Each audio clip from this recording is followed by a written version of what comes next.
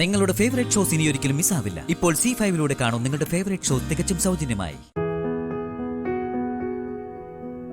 ചേച്ചി,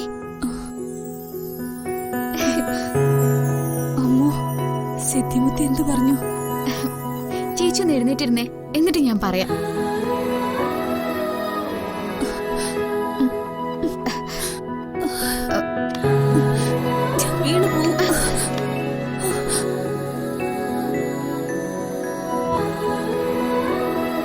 എന്റെ ചേച്ചി നടക്കുമെന്ന് സിദ്ധിമുത്തിയുടെ പരീക്ഷണത്തിൽ തെളിഞ്ഞു.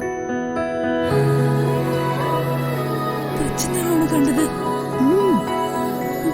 നീ എന്നോട് സത്യം പറയണം. എന്നെ ആശ്വസിപ്പിക്കാനായി മാറ്റി പറയരുത്. പച്ച നിറം തന്നെയാ കണ്ടത്. സിദ്ധിമുത്തിയുടെ കയ്യിലുള്ളത് ദിവ്യമായൊരു തൈലാണ്.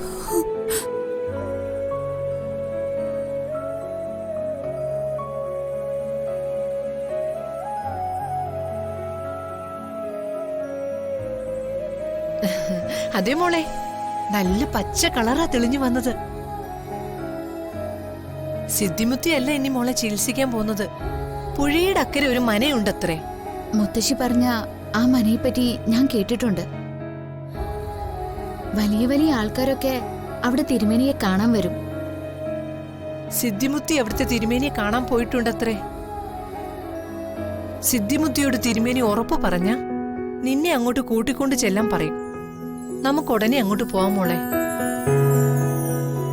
എനിക്കിതൊക്കെ പകൽ മയക്കത്തിൽ കാണുന്ന സ്വപ്നം പോലെ തോന്നുന്നേ. വലിയ വലിയ ഡോക്ടേഴ്സ് കൈ ഒഴിഞ്ഞതല്ലേ എന്നെ. ഏത് ഡോക്ടറും നമ്മളോട് പറയുന്നത് എന്താ? ദൈവത്തോട് പ്രാർത്ഥിക്കാൻ. പ്രാർത്ഥനയിൽ കവിഞ്ഞ് ഒന്നുമില്ല ചേച്ചി. ചേച്ചി ഉറച്ചു വിശ്വസിക്ക. നമ്മൾ തിരിച്ചു പോകുന്നത് ചേച്ചി സുഖപ്പെട്ടിട്ട് തന്നെയാവും. എനിക്ക് അങ്ങനെ ഒരു ഭാഗ്യം ഉണ്ടാവുമെങ്കിൽ പിന്നീടുള്ള എന്റെ ജീവിതം ഞാൻ നിനക്ക് തരുമോ? നടക്കാൻ കഴിയുന്നിടത്തോളം എന്താ വേറെ ഉള്ളത്? നമ്മൾ ഓടി നടക്കുമ്പോ സ്വന്തം കാലിന്റെ വില അറിയില്ല. അതറിയണമെങ്കിൽ കാലുകൾക്ക് സ്വാധീനമില്ലാതെ ഇങ്ങനെ കിടന്നു പോകണം. അതറിഞ്ഞവളാ ഞാൻ. പക്ഷിക്ക് ചിറകുകൾ പോലെ തന്നെ മനുഷ്യന് കാലുകളും. എന്റെ ചേച്ചിക്ക് നഷ്ടമായെന്ന് കരുതിയതെല്ലാം തിരിച്ചു കിട്ടും. എനിക്ക് ആരുടെ കൂടെയും ജീവിക്കണ്ട. ആരെയും വേദനിപ്പിക്കാനും ഞാനില്ല.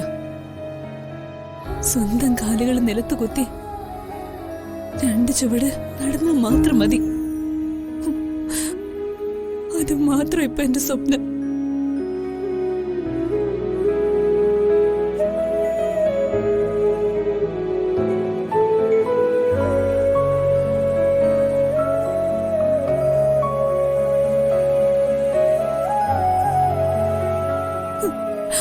മോഹിപ്പിച്ചിട്ട് എന്നെ സങ്കടപ്പെടുത്തരുത്.